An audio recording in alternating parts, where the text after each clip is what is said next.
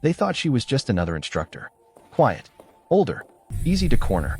So when 3 cadets blocked the changing room door and went for her throat, they figured it would be over in seconds. And it was just not the way they planned. Because the woman they tried to choke wasn't startled. She wasn't scared. She wasn't even surprised. She was calculating, waiting for the exact fraction of a second when their momentum would betray them. And when it did, she moved once, just once, and the strongest cadet hit the lockers so hard the whole room went silent. What those cadets didn't know was that Mara Hale wasn't just an instructor.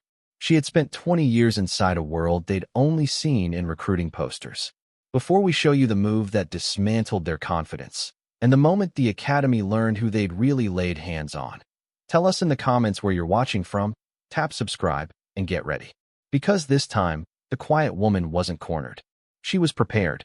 Morning settled over the Academy training wing with the kind of heavy stillness that made every sound seem sharper than it should have been.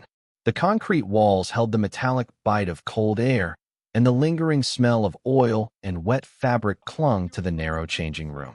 Instructor Mara Hale barely noticed any of it. She moved with the same quiet discipline she brought to everything, folding her uniform with deliberate precision, each crease perfectly aligned, as if the world made the most sense when reduced to order. There was nothing about her posture that demanded attention, nothing loud or dramatic. She carried the energy of someone who had lived enough life to stop competing for space. The peace lasted only a moment before the door slammed open and 3 cadets poured in with the confidence of boys who thought volume equaled power. Their voices echoed off the walls as they joked, nudged one another, and stared at Mara like she was an easy target. They commented on her age, on the gray in her hair, on the absurdity that someone almost 50 was supposed to prepare them for real-world missions.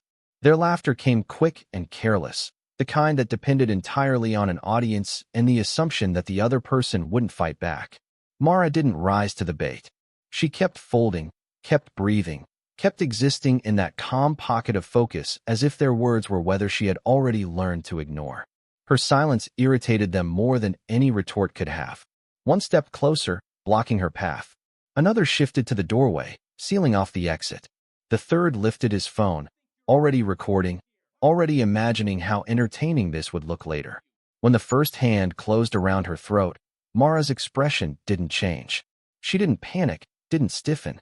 Instead, with a single fluid movement, she redirected the cadet's weight the moment it committed, guiding him off balance and sending him crashing into the lockers with a metallic thud that silenced the room. No one moved, stunned by how effortlessly she had undone him. Mara didn't wait to see how the cadets reacted.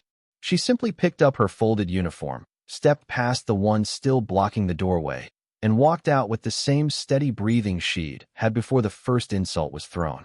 Her boots tapped lightly against the corridor floor as she made her way toward her quarters, each step measured, unhurried, almost gentle. Nothing in her posture suggested anger or fear. If anything, she carried the stillness of someone returning to a task briefly interrupted. Behind her, the door swung shut, and the silence she left behind became its own kind of accusation. Inside the changing room, panic flooded the cadets faster than they expected.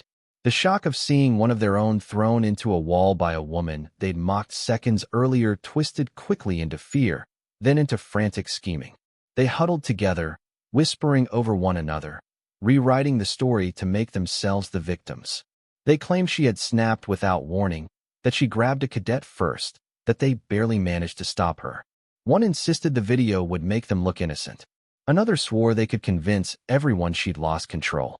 Their voices grew louder with each lie, confidence rising in proportion to the distance from the truth.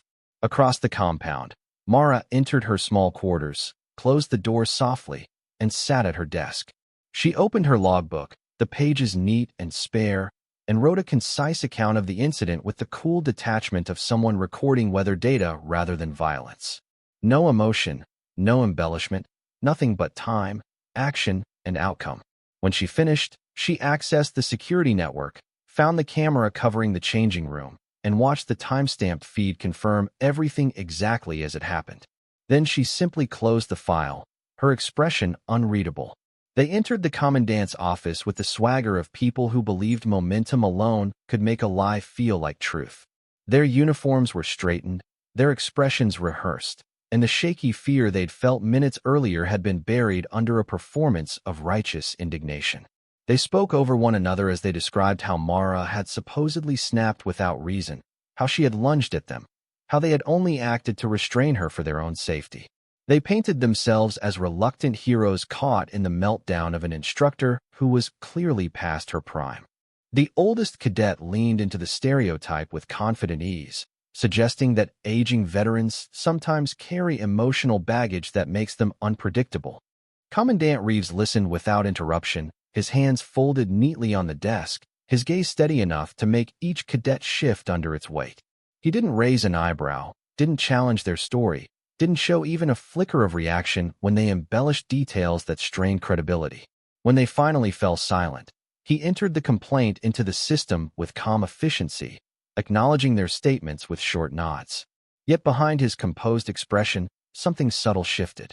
He had heard inconsistencies, small timing gaps, mismatched descriptions, contradictions none of the cadets seemed aware they had made. When Mara was summoned, she stepped into the office with quiet composure, her pace unhurried, her gaze steady. Reeves handed her the summary of the allegations, watching closely for any reaction. She read it once, closed the file, and met his eyes with the same calm she'd shown in the hallway. "My full report was filed earlier," she said evenly. "Report number 687. All facts are documented."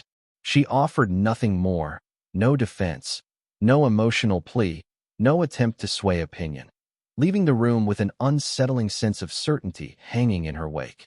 The Academy's training field buzzed with restless energy as the cadets gathered for the mandatory obstacle and tactical course, a test designed to measure not just strength but composure under pressure.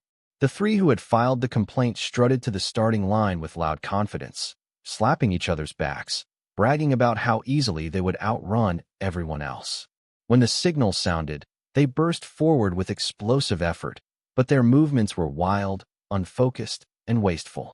They shouted instructions at each other, stumbled over timing, and blamed every mistake on the equipment or the course layout. By the time they finished, their chests heaved, their hands shook, and their scores hovered painfully close to the minimum standard. A murmur rippled through the watching cadets, a subtle shift of doubt that the trio tried to cover with louder excuses. Then Mara stepped forward. There was no speech, no posture of competition, no attempt to reclaim the spotlight the cadets believed they owned. She simply adjusted her gloves, inhaled slowly, and began when the signal sounded. From the first step, the difference was unmistakable. She moved with an economy of effort that made the entire course seem redesigned for her alone. Where others fought against obstacles, she flowed over them, her body turning, folding, and extending with practiced ease. Her breathing never spiked, her pace never faltered, and each transition unfolded with the precision of someone following a blueprint only she could see. Instructors watching from the platform leaned forward, their eyes narrowing in disbelief as they tracked her progress. Conversations died mid-sentence. Even the cadets who had been whispering doubts earlier fell silent, watching her glide across balance beams, clear walls, and navigate confined spaces with a calm that seemed almost unnatural. She completed marksmanship tasks with unbroken rhythm, discarded spent magazines without wasted motion, and hit every checkpoint with surgical timing. When she crossed the finish line, she wasn't panting. She wasn't even flushed. She simply stopped, adjusted a strap on her vest, and waited. Around her, murmurs swelled into stunned recognition. The narrative crafted in panic hours earlier began to unravel, thread by thread, replaced by an on none of the cadets knew how to voice. The question hung unspoken in the air. Who exactly had they been talking about? And as the realization settled, the weight of their earlier arrogance pressed heavier than any obstacle they'd faced. Commandant Reeves stayed late that night. The stack of reports spread across his desk like a puzzle missing half its pieces. He read through the cadets' complaint again, tracing their statements for any hint of coherence, then compared them with Mara's 5-line report, so spare it felt almost surgical. The deeper he read, the more the contradictions pressed against one another. Timelines didn't match. Details shifted. Their phrasing sounded rehearsed, overlapping in ways that suggested memorization rather than memory. Mara's account, by contrast, held a quiet, unsettling accuracy that refused to bend. Eventually, the commandant stopped reading and leaned back in his chair, letting the silence settle around him. With a slow exhale, he opened the security archive and pulled the feed from the changing room. The footage loaded grainy but clear enough. Mara folding her uniform, the cadets entering with smug bravado, the first shove delivered with adolescent arrogance. Reeves watched without blinking as the hand closed around her throat, as the other cadets blocked the doorway, as the phone rose to film. Then he watched the moment Mara moved, one fluid shift of weight, one controlled redirection, and the aggressor crashed into the lockers with a metallic thud that echoed even through the muted feed.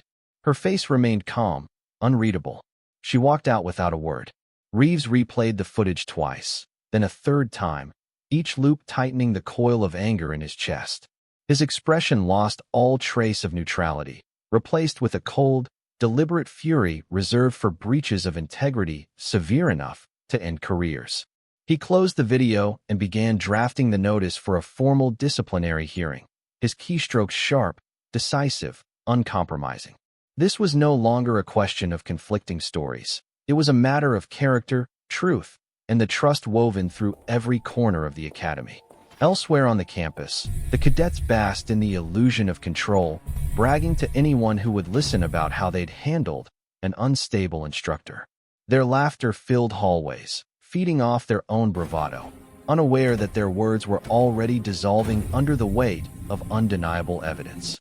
They boasted as if the world still belonged to them, not knowing that Reeves had already set the machinery of accountability in motion, and it was coming for them with the slow, unstoppable certainty of a rising tide. The hearing room felt colder than any place on campus, a space where voices naturally softened and every breath seemed to echo against the polished floor. Faculty members sat in straight lines along the perimeter while the three cadets occupied the seats opposite Commandant Reeves, their confidence leaking away in small, nervous gestures. Mara sat quietly to the side, her posture upright, her expression as unreadable as ever, giving away nothing of what she expected to unfold. When Reeves finally entered, the room snapped to attention, and he acknowledged the assembly with the grave composure of someone about to deliver a verdict that would not be taken lightly. He began without theatrics, simply tapping a command on his tablet. The central screen flickered to life, and the grainy footage from the changing room filled the room. No sound was needed. Every taunt, every shove, every aggressive gesture played out with devastating clarity. The cadets watched themselves with dawning horror, their earlier arrogance collapsing under the weight of their own actions. And when the moment came, when one reached for Mara's throat and she neutralized him with that precise, effortless movement, the last traces of their fabricated story dissolved. Their faces drained of color. One swallowed hard. Another tried to speak, but no sound emerged. The room stayed silent, the kind of silence that leaves no room for excuses. When the footage ended, Reeves looked at them with a levelness that carried the full force of authority. He didn't raise his voice. He didn't need to. Calmly, he informed them that he had reviewed not only their statements, but also the sealed files associated with Mara's service history. Then he turned toward her, offering the room the truth they had all been circling without yet naming. Instructor Mara Hale, he announced, had served 20 years in naval special warfare. She had completed over 150 missions with a SEAL team, many of them in classified theaters. Her presence at the academy was part of a specialized directive, and her expertise exceeded the cumulative experience of every cadet in the room. In one sentence, the hierarchy they believed they understood flipped entirely. The cadets had not simply assaulted an instructor. They had laid hands on a decorated special operations veteran whose career demanded a level of discipline they had never imagined.